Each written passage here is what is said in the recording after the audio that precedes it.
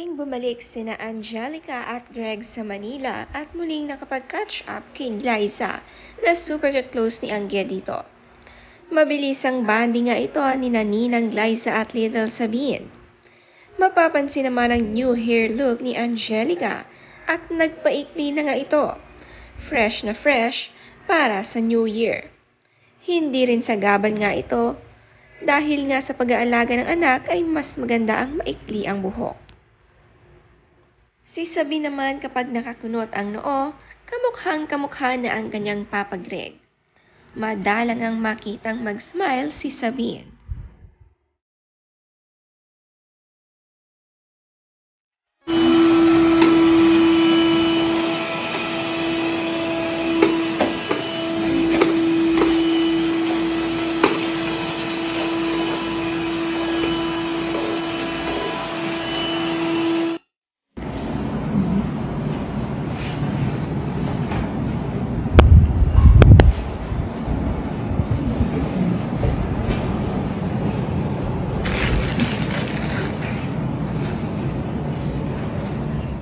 Ipinasilip naman ni Angge ang bahay niya o kondo dito sa Manila.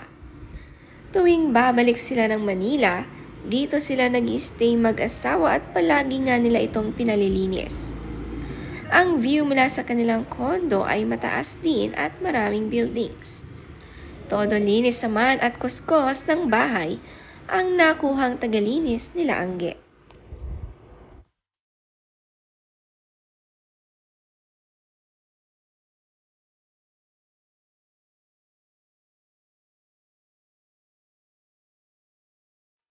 Gusto nga ni Sabine ang Manila. Maganda rin ngang manirahan sa city at palipat-lipat sa tabing dagat.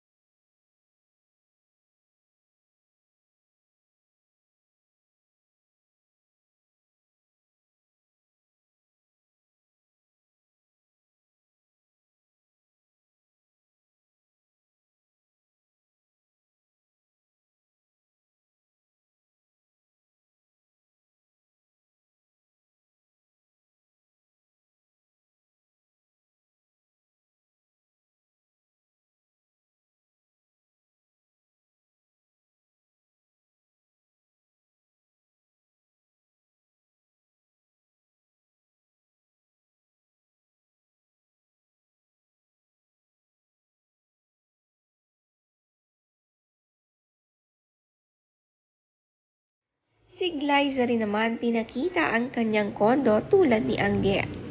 Karamihan talaga sa mga artist ay nasa kondo dahil madalas nga ang trabaho nila ay nandito sa Manila.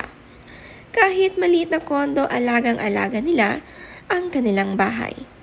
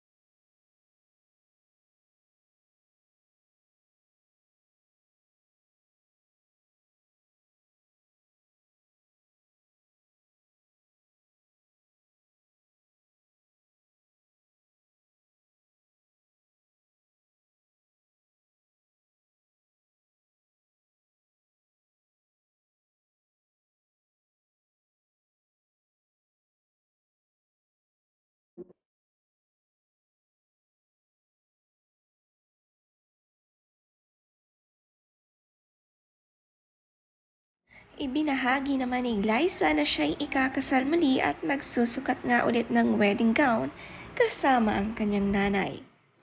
Emotional na nga ito kahit namimili pa lang ng gown. Sabi ni Glyza, "It's getting real.